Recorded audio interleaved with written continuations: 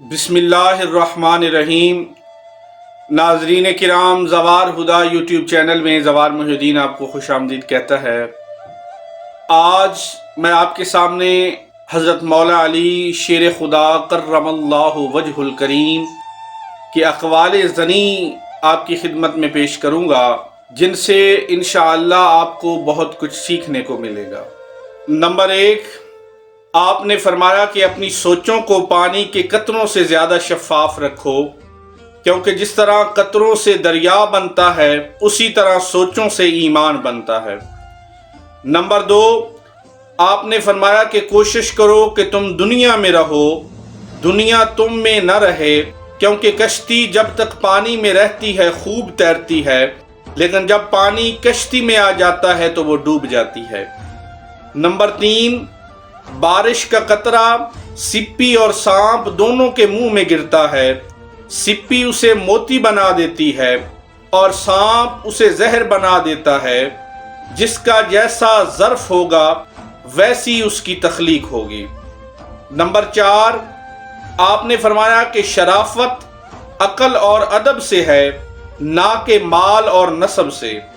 यानी शरीफ आदमी वो नहीं है जिसका माल ज़्यादा हो या उसका नस्ब बड़ा हो, बल्कि शरीफ वो है जिसके अंदर अक्ल और अदब ज़्यादा हो।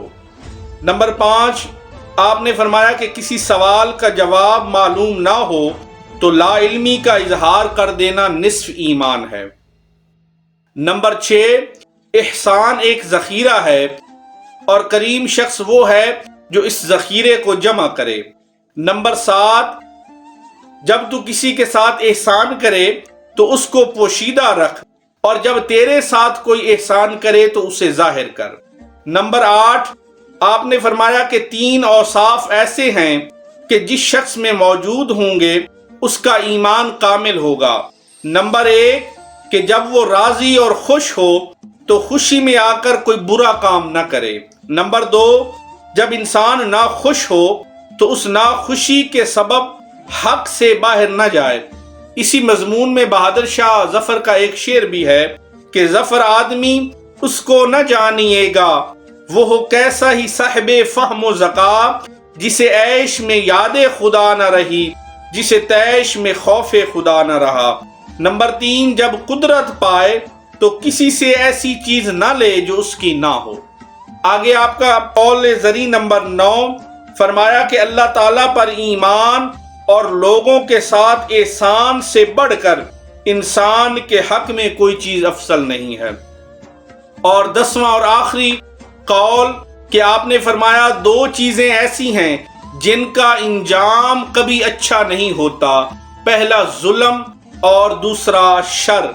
अल्लाह ताला से दुआ है कि अल्लाह ताला मौला अली के इन अक़वाल ज़नी के ज़रिए हमें फ़ायदा अता फरमाए। अल्लाह ताला आपकी ज़िंदगियों में आसानियाँ पैदा फरमाए और दूसरों की ज़िंदगियों में आसानियाँ लाने का सबब बनाए। वमा अलैना इल्लल बलागुल मुबीन।